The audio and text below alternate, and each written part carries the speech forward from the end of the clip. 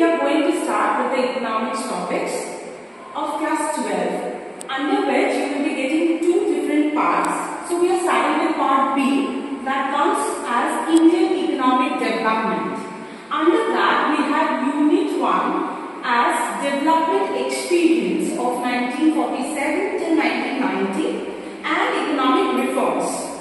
Below that we have 3 chapters and we are going to the first chapter now, that is Indian economy on the eve of independence. So in this chapter we are going to know about the scenario and condition of Indian economy, how Indian economy was affected by the colonial rule. First, foundation of British rule was laid in 1757, and after that, as Britishers came in, the main purpose of their British rule was to use the Indian economy as feeder economy. That is, they wanted to extract all the available resources from India and make it or turn it into a supplier of raw materials only, and so they decided to stop the production of any consumer goods in India. That is the second reason, to exploit India's natural and human resources. Natural resources implies to the available resources required for production, and human resources means about people, that is cheap labor was available to them which they exploited. Third, they reduced India to being only a supplier of raw material because they banned the production of consumer products. Next we have study of performance of various sectors.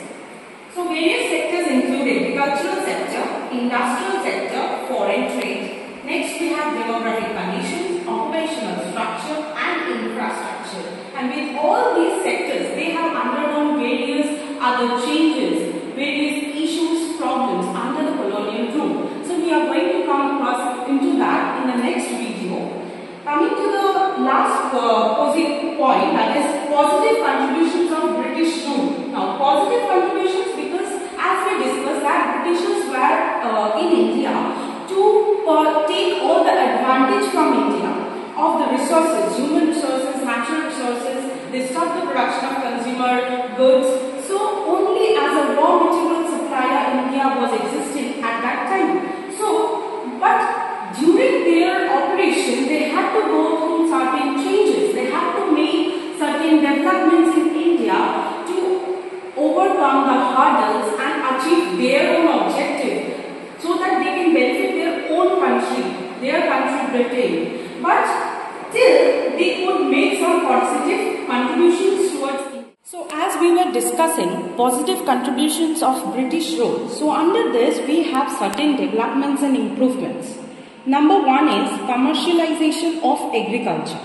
So basically it was encouragement to commercialize the Indian agriculture, and it proved to be a boon for India, because in this way it was very easy for Indian economy to become self-sufficient by selling the surplus produce which could be achieved.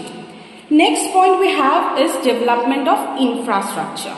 Now with development of infrastructure we mean railways, airways, transport facilities, and also about roads, then about the check overall adequacy of goods and services. So infrastructure development including all these services was also developed. Apart from this, the development of post and telegraph also opened up opportunities for growth, and it improved the administrative efficiency.